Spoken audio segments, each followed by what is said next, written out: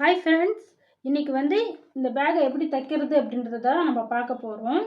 இந்த பேக்கோட cutting video நான் ஆல்ரெடி அப்லோட் பண்ணியிருக்கேன்.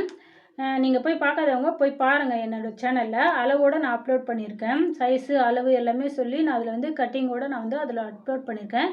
நீங்கள் போய் பார்க்காதவங்க போய் பாருங்கள். அதோடய லிங்க் வேணால் நான் தரேன். நான் இந்த கலர் ஃபோமுக்கு இந்த கலர் எடுத்திருக்கேன்.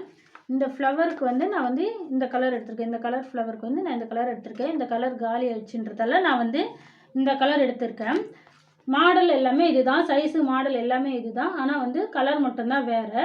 இதை நான் எப்படி ஸ்டிச் பண்ணுறேன்றதை நீங்கள் பார்க்கலாம் வாங்க. ஃபஸ்ட்டு ஹேண்டில் அடிச்சுக்கலாம். ஹேண்டிலை மூணாக மடிச்சுக்கணும். உள்ளே கொஞ்சம் பெருசாக விட்டு மேலே சின்னதாக மடித்து ஒரு தையல் போட்டுக்கணும். ஏன்னா அது உள்ளே ஒயர் போட போகிறோம். அதனால் கொஞ்சம் நல்லா கேப் விட்டுட்டு ஓரமாக மேலே மட்டும் ஒரு ஓரமாக மடித்து அப்படியே ஒரு நீட்டாக ஒரு தையல் போட்டுக்கணும். ஹேண்டலில் ஒயர் போடுவோம்.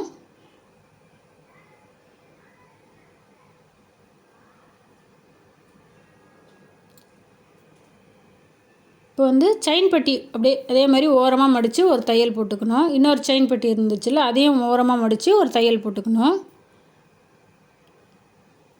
இப்போ அந்த ஃப்ரண்ட் பார்ட்ஸுக்கு கிராஸாக ஒரு பார்ட்ஸ் வெட்டணும்ல, அந்த கிராஸ் பக்கமாக ஓரமாக சின்னதாக மடித்து ஒரு தையல் போட்டுக்கணும் ரெண்டு பார்ட்ஸ்லேயும். இப்போ பேக் பார்ட்ஸ்க்கு அந்த மேல் பட்டி வெட்டணும்ல, அதுக்கு அதே மாதிரி ஓரமாக மடித்து ஒரு தையல் போட்டுக்கணும். அதேமாரி பேக் பார்ட்ஸ்க்கு கீழ்பட்டி அதே மாதிரி ஓரமாக மடித்து ஒரு தையல் போட்டுக்கணும்.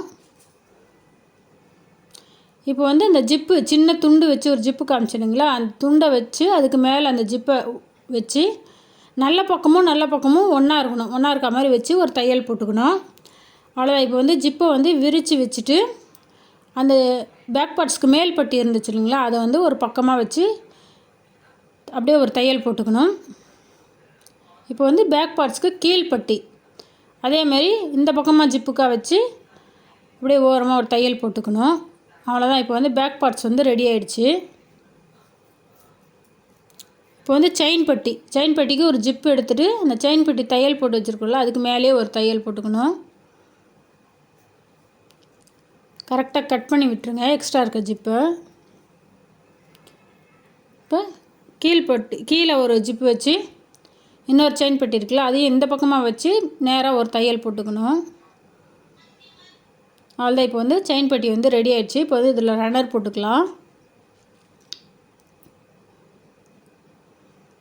நல்லா செயின் பட்டி ரெடி. இப்போ இந்த ஃப்ளவர் பார்ட்ஸ் வெட்டணும் இல்லைங்களா, அதில் சின்னதாக ஒரு துண்டு வச்சு அடிக்கணும். அதுக்கு சென்டராக பார்த்து ஒரு சின்னதாக ஒரு கட் பண்ணி வச்சுட்டு அதுக்கு நேராக வச்சு அந்த ப்ளூ கலர் துண்டு வச்சு அப்படியே சுற்றி ஒரு தையல் போட்டுக்கணும். கீழே மட்டும் லைட்டாக மடித்து விட்டுட்டு அப்படியே சுற்றி ஒரு தையல் போட்டுக்கணும்.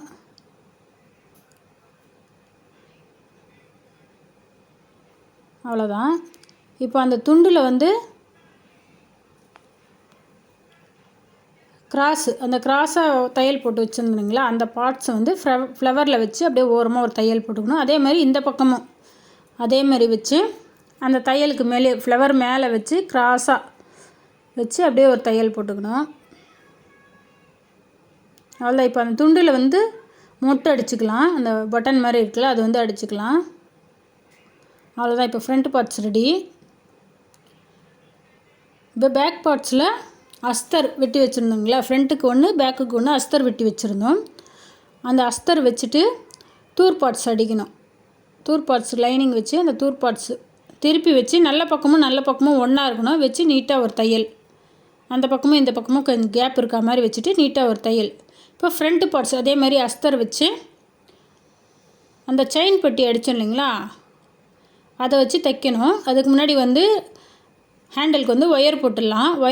ஒயரை சென்ட்ரு பார்த்து கரெக்டாக தள்ளி விட்டுறணும். அவ்வளோதான். ஹேண்டில் வச்சுக்கலாம். இப்போ செயின் பட்டியை திருப்பி வச்சுக்கணும். நல்ல பக்கமும் ஒன்றா இருக்கணும். திருப்பி வச்சுட்டு கொஞ்சம் தூரம் தையல் போட்டு கரெக்டாக அந்த ப்ளூ கலர் பார்ட்ஸ் மேலே ஒரு பக்கம் ஹேண்டில் வச்சுட்டு அதே மாதிரி இன்னொரு பக்கம் ஹேண்டில் அந்த ப்ளூ கலர் பார்ட்ஸ் மேலே வச்சு இன்னொரு பக்கம் ஹேண்டில் வச்சு தைச்சிடணும்.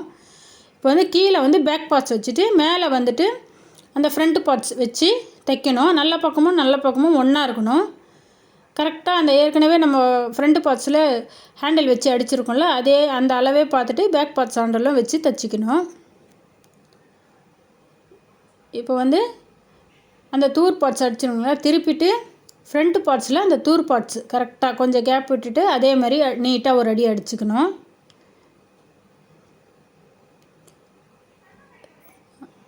அந்த தூர் பார்ட்ஸ் வச்சு ஃப்ரண்ட் பார்ட்ஸில் அட்டாச் பண்ணி நீட்டாக ஒரே ஒரு அடி அடிச்சுக்கணும். அவ்வளோதான். இப்போ வந்து சைடில் தையல் போட்டுக்கலாம். மேலே கொஞ்சம் ரஃப் அடிச்சுட்டு நீட்டாக ஒரு தையல், கீழே கொஞ்சம் ஒரு ரஃப்பு. அதே மாதிரி மேலே கொஞ்சம் ரஃப் அடிச்சுட்டு நீட்டாக ஒரு தையல், கீழே கொஞ்சம் ரஃப் அடித்து நீட்டாக ஒரு தையல். அவ்வளோதான். இப்போ அதில் அட்டை போட்டுக்கலாம். அட்டை போட்டால் தான் ஸ்டிப்பாக இருக்கும், அதுக்கு தான் அட்டை போடுறது. அட்டை போட்டவொடனையும் அந்த ஷேப் இப்படி திருப்பினீங்கன்னா முக்கோணம் மாதிரி வரும். அதை நீட்டாக அப்படியே ஒரு அடி அடிச்சுக்கணும். அதே மாதிரி இந்த பக்கமும் திருப்பினீங்கன்னா முக்கோணம் மாதிரி வரும், அதையும் ஒரு நீட்டாக ஒரு அடி அடிச்சுக்கணும். அவ்வளோதான். இப்போ பேக் திருப்பிக்கலாம். திருப்பிட்டு அந்த செயின் பட்டிக்கு மேலே நல்லா ஆயில் தடவிட்டு அந்த செயின் பட்டியை உள் பக்கமாக வச்சு அப்படியே சுற்றி ஒரு தையல் போடணும். செயின் பட்டியை உள் பக்கமாக அப்படியே மடிச்சுட்டு சுற்றி ஒரு தையல்.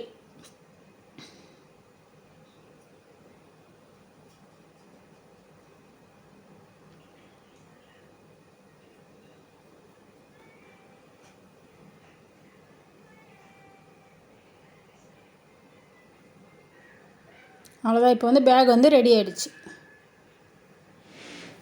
ஃப்ரெண்ட்ஸ், இதுதான் அந்த பேகு தச்சு முடிச்சாச்சு.